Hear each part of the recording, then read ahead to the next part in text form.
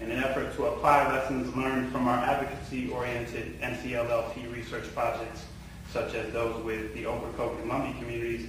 These visits were also made to assess ways in which the resources of our research program might benefit the town. My immediate impressions were that of a town that is proud of its history. The first thing one sees when driving into Princeville is a sign that reads, "Princeville, the oldest town chartered by blacks in America," and a historical marker commemorating the site of its settlement by free slaves. Further contact with community members revealed that indeed, while Princeville was once very introverted, it now embraces the promotion of its history to outsiders, as well as the potential economic benefits such attention might bring to this relatively poor rural community. I also learned that the town had received funding to build an African American museum, but was still looking for funding and assistance in terms of how to fill it. Out of these discussions came a proposal presented at a Princeville Town Hall meeting by Walt, Wolfram, and myself, in which we detailed our linguistic research, as well as examples of ways Princeville might decide how research could benefit them. An important part of this presentation was the viewing of a 5-minute clip that Neil Hutchinson prepared based on our visit to the annual Princeville Day. The vignette impressed the mayor and the board, and they immediately asked for multiple copies for PR purposes. With the impressive openness and cooperation that we have received from the town since this time, some significant impressions from this ongoing project have been: 1, Princeville is a community that is skeptical of outside exploitation, while at the same time open to outside recognition of its history.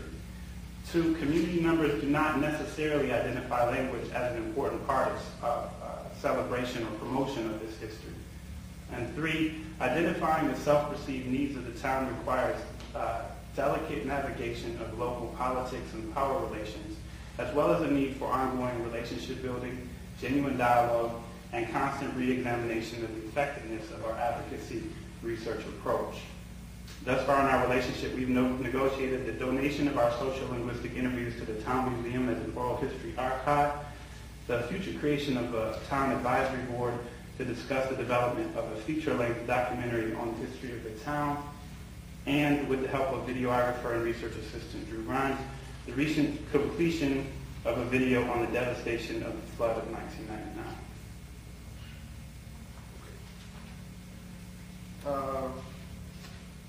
The vignette which you're about to see is a representative segment of this 18-minute documentary that was made in direct response to a request from the mayor of Princeville.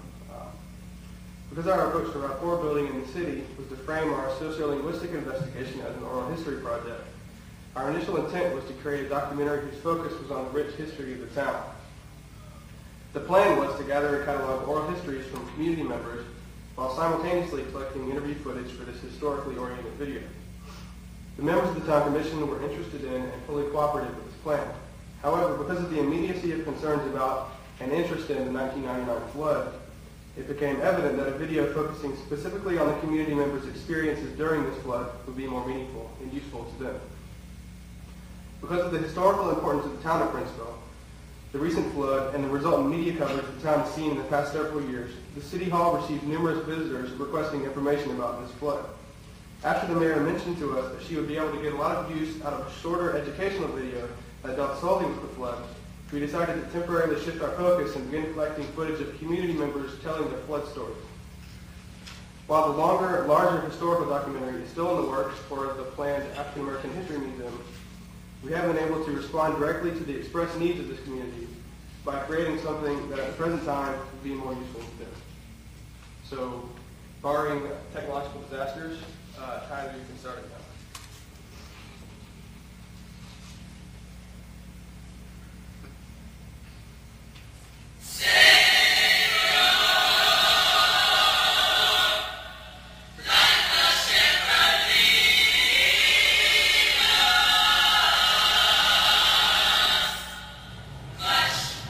This ain't no exaggeration.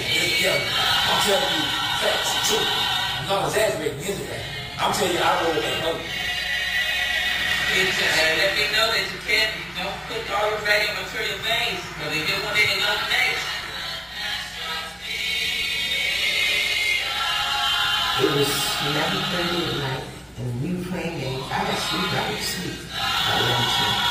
And I heard they ain't gonna do that. So I'm trying to break it through me. I said, why is he not going to do like that? He's my nephew. He says, look, that's the good. So he said, Principal May flood. May flood, I'm out. Can't swim. But around about 1:30, the dike broke loose and water started coming in, so we had to go ahead and start evacuation of some people.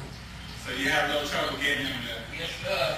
He was sitting right on his porch. He wasn't going anywhere. Yeah, so we said, he said, I ain't going nowhere.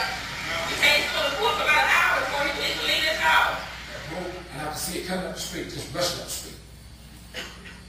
And I mean, it was rushing up the street too. It was like waves coming up the street. I can tell you that. So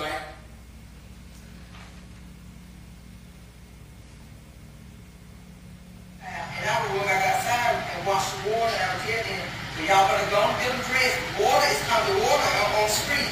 And we was trying to cook all of it food service. So we had put food in the oven. I went back outside and I told the boys we got to put the ovens off. That's why the water is coming up in the building. So and that next morning, in the kitchen, fixing food, and water started coming in the door. So I said, well, wait a minute now, this water is coming from somewhere, and we didn't know where. And so then I got a report on our car, they said, oh, don't worry, it's not going to get y'all out there, y'all okay. So I went upstairs to do the bookkeeping, at 9 o'clock, when I came down about 11:15, the water was way high, in the garage, inside the building, and I can't swim. So the water would gradually come together, then start coming around our feet, come around our ankle, and then by the time I got to our knees, that's when we saw the rescue boat coming. The fellow up there, he wouldn't go, he was watching that film there, he was sitting there looking at TV. Said he dozed off to sleep. It was as he woke up, as he put the something, he looked down, the water was that high on his feet, said, And by the time we got on that boat, we went right straight on up. And you couldn't, the house that we did saw in the corner, couldn't even see them no more. so he said, y'all, you flat the hell out there. He said, y'all want to get out, not like the crush. I said, I thought that damn brother want to get out of here. We don't like that one.